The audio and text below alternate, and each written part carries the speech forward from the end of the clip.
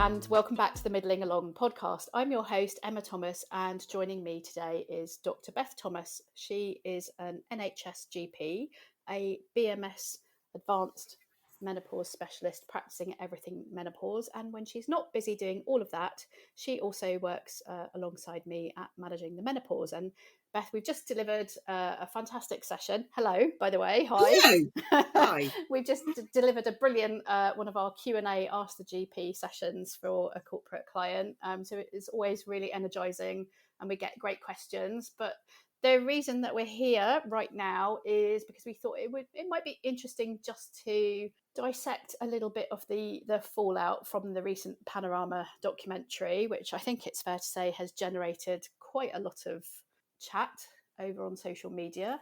For anybody that hasn't watched it, it's still available to watch on BBC iPlayer, and it was billed as sort of a delve into the menopause industry. It's only half an hour long, which doesn't seem to me very much to do much of a deep dive on anything, never mind the burgeoning menopause industry. And I think a lot of the sort of the fallout is that they were looking specifically at one very high profile menopause clinic, private clinic, and one individual. Yeah, I think a lot of the sort of the criticism was that it wasn't even handed. It was looking only, I mean, I think they spent 6 minutes talking about menopause supplements, and then the rest of that was it.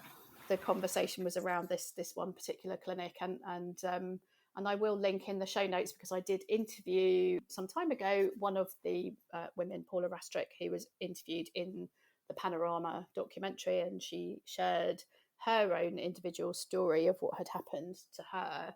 Obviously, that is something that other people have also experienced. Well, I think the concern, Beth, is that the sort of that may have sort of put the conversation around HRT in particular back, considering that we're still recovering 20 years on from the Women's Health Initiative and all of the fallout from that. I don't think it's going to be quite as dramatic, but what's your... I would agree with you. I mean, I think my overwhelming feeling was that of disappointment after watching the programme and concern that this would, as you say, be a step back in the progress that we've made, particularly in the last 5 to 8 years in terms of menopause care and making women aware and educating women about what the options are out there. That it felt that, and these are my opinions only, that this could potentially come across as, are we just as menopause doctors sort of charlatans that are practicing unsafely and not regulated in the way that we should be? And I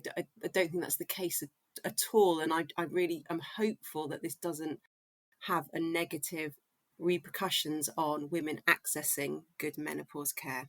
And particularly there was a focus on prescribing oestrogen over the sort of the current recommendations, and I think we can all say we would love there to be a lot more research going on than there has been up to now in terms of HRT, and we may find in time that for certain people higher doses of estrogen, for example, are needed. What's been your experience with people who, for example, struggle with that sort of getting to that limit and finding that it's not helping them? I am a British Menopause Society accredited specialist, and I practice within the BMS and NICE guidance, and that I very rarely prescribe outside licensed doses of estrogen. So very much follow the guidelines and sort of sit in the middle of the pack, and that's a sort of safe place to be, isn't it? And patient safety at the end of the day is paramount to how I practice. I think when we are looking at prescribing off license or higher than licensed doses of estrogen, the concern is, how do we know that that's safe? How do we know that we've given them enough progesterone to keep the lining of the womb thin? How do we know that we're not going to cause thickening and lining of the womb? And the sort of the disappointing thing about the Panorama is, the real tragedy is that we don't have a good enough evidence-based medicine around HRT, and we don't have trials, the big trials happening, and we don't have money being put into women's health research. And so this lack of evidence is difficult to know quite what to do. And so I follow guidance. I don't tend to go above the licensed dose. Very exceptionally, I'll go slightly above it, but that's usually when a woman is made fully aware of what's going on and why we're doing it. Most of the time when women are not responding, you can change how they're having HRT, or you can look at addressing other factors, or you can look at things like CBT, and usually that in itself will improve symptoms. And I think one of the difficulties is that not all women do absorb estrogen that well through the skin. And there is an argument that if you've got low estrogen levels in your blood, then is it okay to increase the estrogen that you're being given above it? And I think that's where this clinic's argument is, that in a minority, and it is a small minority of women that don't appear to be absorbing their HRT well, that actually give them higher than licensed doses, and getting adequate estrogen levels that way is a reasonable thing to do. However, we don't have the big trials to back that up. We don't have the evidence. So it may well be, as you said, in years to come, that is proven right. But until we've got the evidence to back it up, it's hard to not practice in an evidence-based way. And I know that it's Newson Health, and I think Louise Newson she's done amazing things for women in this country. Actually, I think she has really been a pioneer in advocating for menopause care, of making sure that the conversation is being opened up. Her podcast is great. Her Balance app I recommend to women all the time. I know her clinic sees tens of thousands of women, and probably has done a huge amount to help them. She's also been really pivotal in helping educate GPs. So she's done some really amazing things, and I felt really sad that there was no right to reply in that documentary from the Newson Health. And I know that they've put a statement out since, but there was very little right to reply there. So yeah, I'm just worried that it's made the dial move backwards on menopause care. And at the moment, there's still only, I think it's been about 15 and 18% of menopausal women in the UK are on HRT. Now, it may well be that 82% of women have chosen not to go on HRT, and that's their choice. But I think it's more likely that 82% of women have not got access to good menopause care, or have not been educated about it, or do not know to have that conversation. And I don't think this is going to improve that conversation. Yeah. And presumably a lot of people who feel they have no other option but to go and see a private menopause specialist feel that way because they're struggling to access the care that they feel, the appropriate care from their own GP for whatever reason. Is that something, you're obviously a practicing GP in the NHS as well, is that something that you are seeing a lot of improvement, do you think, in terms of that sort of baseline expertise and understanding amongst GPs? I think that it is improving, and I think that's great. When I first started working in the private menopause sector alongside my NHS work, a lot of the patients were coming in because for two reasons. One, they were just being told, no, you're too young for HRT, or we're not giving you HRT, or they couldn't actually get into the GP. They just couldn't get a GP appointment. And that was sort of coming out of COVID in 21, 22.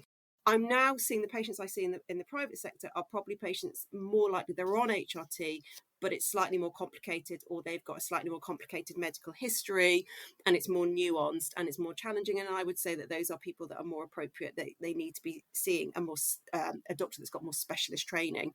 A lot of them have been referred to NHS menopause clinics, but the wait time, it seems to be ridiculous up and down the country. So how can you have women that having to wait a year or so to be seen by a specialist NHS clinic? That's crazy. So anecdotally, it seems to me like GPs are improving in their knowledge and understanding of body identical HRT and how to prescribe safely and within guidelines. And I still do hear stories of women just being told, no, you can't have it, it causes cancer. I heard that the other day, and that's really sad to hear. But generally, I think the NHS GP menopause care we've massively upskilled in the last few years alongside women. For anybody who maybe hasn't seen the documentary yet, what are the sort of the specific issues around sort of that higher dosing of estrogen? As you say, we don't have the sort of the long term research in terms of what the impact of that might be longer term, but are there sort of short to medium term impacts of that? So I'm going to talk mainly about patches, because I think, patches, gels and sprays, we all have slightly different doses. But if we're just sticking with patches, so the maximum licensed dose of a patch is 100 microgram patch that you change twice a week. So standard dose is about 50, and a maximum licensed dose is 100. And that means that is the dose that the pharmaceutical industry have done their trials on. And what we know is that if you are on those higher dose patches and that you have an appropriate amount of progesterone, that will keep your lining of your womb thin and it won't increase your risk of womb cancer. The concerns about HRT is that if you give women just estrogen, or you're giving them higher than licensed doses of estrogen, or you're not giving them the appropriate corresponding dose of the safety hormone progesterone, that you can potentially cause thickening of the lining of the womb, which can potentially go on to develop womb cancer. There is real concern about there has been a real increase in the incidence of womb cancer in the UK. The biggest risk factor for womb cancer is obesity. But I think there is a concern that women, if they're not on the appropriate ratio of progesterone to estrogen, they can get thickening of the lining of the womb. And in this documentary, the concern is that if you're on these higher doses outside the licensed dose, we just don't know. We just don't know the risk of it. We don't have that evidence to back it up at the moment. And so it does seem that it's a small minority of women that are being put on these higher doses, but it would be important that when that does happen, and actually NICE guidance do say that occasionally it can be appropriate to go above licensed doses, but you would think that would only be a very small increase above licensed dose, so maybe going up to 125, not up to 200 or 300. And in that case, you would obviously want to make sure that you very much counsel a woman and they understand that you're going above where the evidence is, that there's that bit of uncertainty, which we do we do that with a lot of products that we're using outside licensed doses, but we do need to make sure the patient understands it, and it's done as a shared decision as opposed to they're not aware of it. And I think that's possibly where the documentary was trying to highlight the issues, and possibly where the patients that were interviewed in that documentary had concerns about it. In terms of that, certain people not absorbing estrogen particularly well through the skin, through whether it's a patch or a gel, for those people, is it worth sort of switching from a patch to a gel, or vice versa, or to the spray, as a sort of a first, I guess, to try that and see if that makes a difference for them before they kind of increase their dose? Absolutely, yes. I mean, it's very individualized, so you often I'll switch between them and it'll be the same dose, and their symptoms respond so much better, say the gel, than the patch. Or even within patches, there's 2 or 3 types of patches on the market. Some women find that one particular patch doesn't stick and they change to a different brand, and actually that works much better. So there's so much variability that we can do first. And the other thing is, we shouldn't underestimate the importance of considering oral HRT. So for the last few years now, we have talked a lot about HRT, what we call transdermal estrogen, so estrogen through the skin. And we like that because it's not metabolized by the liver, and it therefore doesn't have the clotting risks. But for some women that don't absorb well through the skin, and we think there are women that don't, actually oral estrogen is still an option. And if they don't have any other risk factors for having clots, it's an option. So yes, when I see a woman, then the first that's still symptomatic despite being on HRT, then the first thing we do is, well, how are they taking their HRT? I'll get them to show me how are they actually putting their gel on, because it's an amazing number of people that say, well, I just squirt 3 pumps into my palm and I just quickly rub it on one arm, on like body lotion. you won't be getting, you have to put each pump in a different body part to get a decent absorption. So the first thing is, are they using it correctly? And so then I think about, well, do we need to change how we're delivering the estrogen, and will that in itself work? So that's where I go. Yeah. And I think maybe people don't always necessarily feel empowered to kind of go in with those kind of suggestions to a GP, for example. And so hopefully, yeah, if there are people listening who feel like maybe their HRT isn't working for them, that's one thing that they could consider raising in a follow-up appointment. Yeah, and I think the other thing to bear in mind is that HRT, whilst I'm a big advocate of it and I think has benefits for many, many women, it's not an elixir of youth. It doesn't fix everything. It's important that we don't miss other diagnoses that might be going on that are giving women symptoms, and it's important that we accept that often during the menopause years we're at a challenging period of our life with work, family, other commitments, and whilst the hormones may be helpful, they can't necessarily fix everything in our life. And I think sometimes it's about managing expectations and also advocating to women that this is a time to embrace lifestyle changes and to actually think about what are we putting in our mouth, how are we moving our body, how are we sleeping, what are we doing for ourselves, how are we carving out any time for us, are we giving of ourselves to everyone else all the time? Don't underestimate the importance of that. And so it has to be a holistic conversation. Yeah, you can't stick a patch on a not great lifestyle and then it's all going to magically sort itself out. No.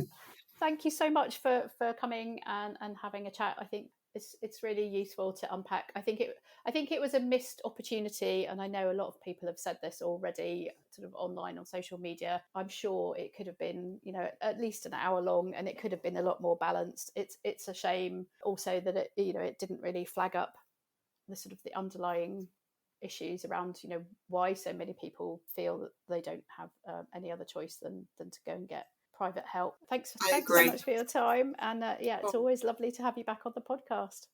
Thanks for inviting me. You've been listening to the Middling Along podcast. Do remember to subscribe to be notified when our next episode is live, and why not visit the blog at www.middlingalong.com to sign up to my newsletter as well. I do hope you enjoyed listening today. If you did, I'd be really grateful if you would consider leaving a short review, as that helps people find the podcast and helps get it noticed. Hope you can join us next time. Goodbye for now.